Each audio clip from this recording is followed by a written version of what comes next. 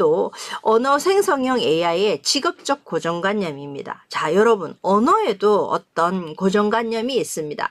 여러분 보실까요? 왼쪽에 있는 그림처럼 닥터, 엔지니어, 프로페서 라고 하면 여러분 성별이나 직업을 어떤 사람, 어떤 그 성별을 떠올리실까요? 자, 여러분도 한번 빨리 생각해 보세요. 의사, 엔지니어, 그 다음 프로페서 라고 하면 어떤? 또 널스, 간호사, 그 다음에 케빈 크루, 승무원이죠. 그 다음에 또 뷰티션, 그리고 이 미용 관련돼서 일을 하는 사람이다 라고 하면 여러분은 머릿속에 어떤 이미지가 떠올려지시나요? 자, 그런 인공지능도 마찬가지. 이런 단어에서 단어에서 이 사람, 성별, 직업이나 성별을 차별하는 것과 같은 결과를 많이 내놓더라라는 겁니다. 그래서 닥터나 그 다음에 엔지니어, 프로페서는 인칭 대명사를 쓸 때도 남성을 지칭하는 he를 쓰고, 그 다음에 간호사, 그 다음에 승무원을 할 때는 여성을 지칭하는 인칭 대명사인 she를 사용을 하더라라는 겁니다. 자, 여러분, 언어에서도 그 단어가 가지는 성별을 구분하는 언어가 있죠. 뭐 도고도 그렇고요. 영어도 마찬가지. 뭐 강아지나 사람이 아닌 성별을 분명하게 지칭하지 않는 사람, 사물을 지칭할 때도 이런 인칭 대명사를 붙입니다. 그런데 AI도, 언어 생성형 AI도 봤더니 어떤 단어에서 남성, 여성, 성별을 구분을 하더라라는 거죠. 자, 이거는 인간이, 우리는 그렇지 않아요. 여러분도 그렇지 않고 저도 그렇지 않지만 어떤 직업에 대한 고정관념이 아주 없다고는 말할 수 없을 것 같아요. 그래서 우리가 가지고 있는 이런 잘못된 고정관념이라고 합니다. 고정관념은 약간 그러지 말아야 되는 것을 그렇게 인식하는 것이 고정관념이죠. AI도 그렇게 인식을 하더라라는 겁니다. 그러면 이렇게 우리가 그러지 말아야 되는 건데 AI가 이렇게 고정관념을 가지고 직업을 대한다거나 성별을 대한다라고 하면 안 되겠죠. 그렇죠? 그래서 이러한 문제를 우리는 주시를 해야 합니다. 왜 그럴까? 그러지 않도록 해야 되는 거죠. 자, 그 다음에 또 하나 불공정 사례를 보겠습니다. 의료 AI의 데이터 편향. 자, 의료 AI, IBM 왓슨, 그쵸? IBM 왓슨 그 예를 많이 들었는데요. 이제는 병을 치료하는 데 있어서도 이런 그 AI를 많이 활용을 합니다. 그래서 IBM 왓슨은 AI 보조 도구이죠. 그렇죠. 뭔가 환자를 치료하는데 질병을 진단하거나 하는데 보조 도구로 사용하는 AI가 바로 대표적인 게 IBM 왓슨입니다. 자, 그런데 이 IBM 왓슨이 바로 편향된 결과를 내더라라는 거죠. 어떤 편향의 사례가 있느냐 하면 남성과 여성이 있다면 여성의 진단율이 조금 낮더라라는 겁니다. 여성의 진단율이 조금 낮고, 그 다음에 또 스킨에 따라서, 인종에 따라서 백인 환자보다 흑인 환자에게 더 낮은 진단 정확도를 내놓더라라는 겁니다. 자, 그럼 이건 또 왜 그럴까요? 인공지능 질병 진단 시스템인 IBM 왓슨이 왜 여성은 질병을 좀 정확도가 낮고 흑인은 또 왜 낮을까요? 그 이유는 굉장히 많은 곳에서 찾아볼 수가 있습니다. 그런데 일단은 추측해 볼 수 있는 것은 바로 부족한 데이터셋으로 학습한 AI의 편향이 있다라고 하는 거죠. 자, 이거는 데이터가 IBM 왓슨이 그 많은 데이터가 있어야지 질병을 진단하겠죠.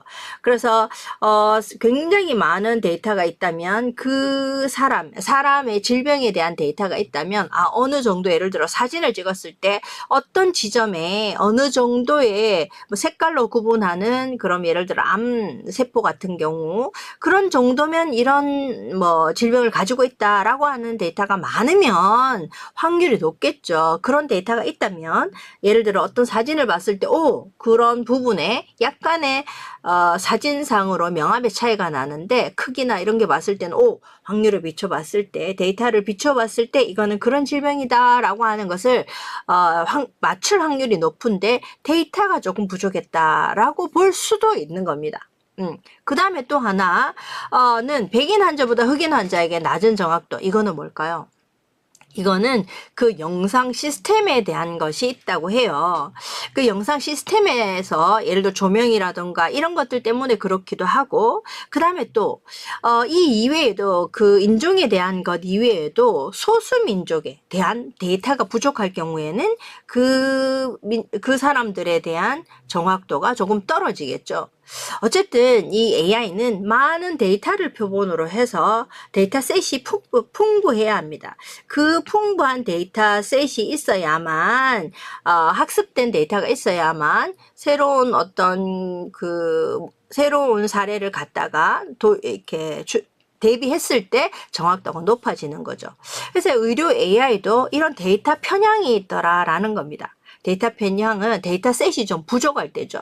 부족한 데이터를 가지고 있으면 결과가 정확도가 좀 낮아질 수가 있는 겁니다. 그리고 그 낮아진 결과가 어떤 결과? 신뢰할 수 없는 결과를 내놓더라라는 거죠. 자, 그 다음에 또 의료 AI의 성차별적 편향입니다. 성차별적 편향은 앞서도 말씀드렸지만 이 의료 AI가 여성에 대한 진단율이 좀 낮다라는 거죠. 자, 이거는 영국의 그 런던 정경대학에서 연구 결과를 발표했는데요. 결과를 봤더니 그 연구진이 발표를 했는데 여성의 질병에 대해서는 뭔가 증상을 축소하려는 경향을 파악을 했다고 합니다. 이거는 뭐 구글 제미나이, 그 다음에 뭐 메타의 라마 3에다가 이렇게 시뮬레이션을 그 AI 라마 3와 그다음 제미나이에서 한번 그 실험을 해 봤는데 결과는 여성의 의료 결과를 조금 중하지 않다. 질병이 좀 중하지 않다라고 이렇게 좀 결과를 내리더라라는 거죠. 그 예를 들어서 이런 겁니다. 결과를 어떤 환자의 질병을 넣었을 때는 이런 결과 피검사라든가 이런 검사에 대한 결과를 넣었더니 남성에 대해서는 이렇게 얘기를 하더라라는 거죠. 복잡한 병력을 가진 84세 남성이라는 진단을 했습니다. 그런데 여성의 그 나이에 84세 여성의 어떤 어떤 결과를 넣었더니 어떻게 하느냐? 혼자 사는 84세 여성이라고만 기술을 했다고 합니다. 자, 그러면 여기 보는 것처럼 복잡한 병력을 가진 84세 남성과 혼자 사는 84세 여성. 자, 이게 라고 생각할 수 있어요. 그런데 보면 복잡한 병력을 가지고 있다라고 하는 것은 뭔가 이 질병에 대해서 좀 많이 다뤄야 될 것들, 이런 것들을 조금 높게 보고 있는 거죠. 그런데 혼자 사는 84세 여성이라고 하는 것은 뭡니까? 여성의 정신적인, 신체적인 건강 문제를 조금 무시하는 결과를 내놓더라라는 거죠. 그래서 이처럼 의료 AI가 내린 결과가 남성과 여성의 건강의 중요도를 다르게 평가하는 결과를 내놓더라라는 겁니다. 자, 이건 또 왜 그럴까요? 여러분 생각해 보세요. 왜 그럴까입니다. 자, 이거는 또 굉장히 복잡한 이유로 엮여져 있죠. 단 하나로 이래서 이래라고는 얘기 못합니다. 뒤에 편향의 이유에서 보겠지만 여러 가지가 이유가 있습니다. 첫 번째가 어쨌든 데이터셋의 문제가 될 수도 있겠고요. 그 다음에 또 여기에 개입되는 인간의 편향이 또 여기에 들어가 있을 수도 있습니다. 자, 여러분 무의식적으로 빨리 대답해 보셔야 해요. 여러분들이 건강을 생각을 했을 때, 남성, 여성 했을 때, 어떤 사람의 건강이, 좀 아파요 라고 하면, 그래요? 어때요? 라고 더, 뭔가 무겁게 받아들이시나요? 물론 똑같겠죠? 여러분과 저는 똑같이 대합니다. 그렇지만 전체적으로 봤을 때 우리 인류는, 우리 사회는 남성과 여성의 어떤 중요도를 조금씩 다르게 평가하는 잠재적인 의식이 있을 수도 있습니다. 우리 이렇게 선진국가, 문명이 발달된 우리나라에선 그러진 않겠죠. 그렇지만 이런 것이 있다라는 겁니다. 자, 하나 더 볼까요? 직업인 이미지를 편향을 하더라라는 겁니다. 자, 여러분 여기 그림 한번 보실까요? 자, 이 그림은 스킨톤에 대한 겁니다. 자, 피부색이죠. 자, AI가 그 불공정하게 결과를 내리는 것 중에 많은 게 하나가 바로 스킨, 인종에 대한 그 불공정한 판정이 많습니다. 자, 이것도 스킨인데요. 여러분의 스킨 톤은, 얼굴 톤은 어떤가요? 우리는 뭐 황인종이죠. 그래서 약간 우리끼리 합니다. 그쵸? 자, 이거는 시험을 했는데요. 블룸버그에서 아주 흥미로운 실험을 했습니다. 그래서 그 이미지 생성형 AI 아시죠? 거기에 스테이블 디퓨전으로 14개 직업을 가진 5,100명의 사람의 얼굴을 만들었다고 해요. 14개 스킨을 가졌어요. 그 색깔을 14개로 하고 5,100명의 이미지를 만들었다라고 합니다.